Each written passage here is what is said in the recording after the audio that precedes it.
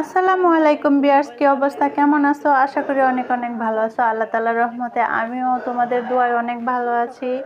তো আমি আবারও চলে এলাম আমার রান্নার রুমে। এটা হচ্ছে আমি পেঁয়াজ দিয়ে আর হচ্ছে টমেটো দিয়ে ভালো করে রান্না করে নিচ্ছি। আর আমি আগে থেকে মাছগুলো ভেজে রেখেছিলাম।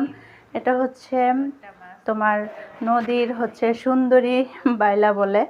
আর হচ্ছে সাথে আমি দুইটাই দিয়েছি, কি বলে, লইট্টা মাছ যেটাকে বলে, সেই লইট্টা মাছ ভাজি করে, সুন্দর কড়া ভাজি করে তারপরে রেখেছি। কারণ লইট্টা মাছ একদম নরম থাকে, এটা একটু কড়া করে ভাজি করে তারপরে রান্না করতে হয়। তো প্রথমে যেদিন রান্না করেছিলাম ফার্স্ট টাইম, সেই দিন আমার এই লইট্টা মাছটা ভেঙে গেছিলো, কিন্তু তারপর থেকে আর ভাঙতে দেই না। এগুলো অতটা নাড়াচাড়াও করা যায় না, আলতোভাবে কোনো রকম খালি দিয়ে রেখেছি। তো দেখো কালারটা কিন্তু সেই সুন্দর হয়েছে। আর এই দেখো আমার ফাইনাল লুক তরকারিটার, অনেক অনেক অনেক সুন্দর হয়েছে এবং কি অনেক সুস্বাদুও হয়েছে। তো সবাই ভালো থাকো, সুস্থ থাকো, আর এইভাবে অবশ্যই তোমরা ট্রাই করে দেখো, অনেকটাই মজা লাগে।